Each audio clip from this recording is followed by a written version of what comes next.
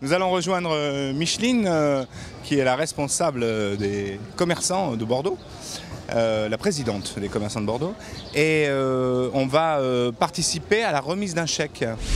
Plein d'événements aux Épicuriales. Oui. C'est vraiment une réussite, ça, on peut vraiment le dire. Avec beaucoup de modestie, c'est une très grande réussite. Je suis vraiment très heureuse. Alors ce soir, par exemple, nous avons M. de Roquefeuille, qui est le président pour la région Aquitaine de l'association pour un sourire d'enfant. Et cette association sort les enfants de la décharge de Phnom Penh, donc au Cambodge, les scolarise, leur apprend un métier. Et donc, pour la seconde année, Bordeaux Centre-Ville sponsorise cette association. Il fait un très beau don. Quand on donne 1 euro en France, c'est 10 euros au Cambodge. Qu'est-ce que c'est que cette association? C'est une association qui prend en charge les enfants les plus misérables, les enfants chiffonniers du Cambodge, qui les scolarise, et surtout qui leur apprend un métier, parce qu'un enfant qui est scolarisé, c'est pas comme ça qu'il pourra avoir un métier, il faut qu'il apprenne un métier. Donc on a mis sur plan tout un système de formation professionnelle avec les meilleurs référents. Je donne quelques exemples.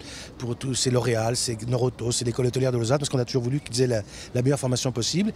Actuellement, nous avons 8000 enfants qui sont pris en charge, uniquement sur la base de dons et de parrainage, et uniquement privé, j'insiste, tout dépend d'aucun financement public, ce qui est très important parce que les enfants dépendent de ça directement.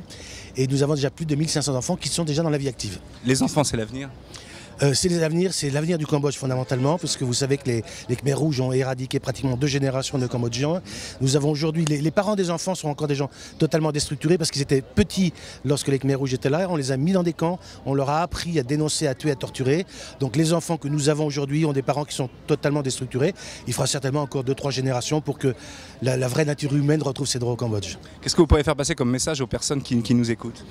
Que lorsqu'ils nous aident avec pas beaucoup d'argent en France, c'est-à-dire 36 euros par mois, ce qui fait moins de 12 euros après déduction fiscale, on sauve définitivement un enfant au Cambodge.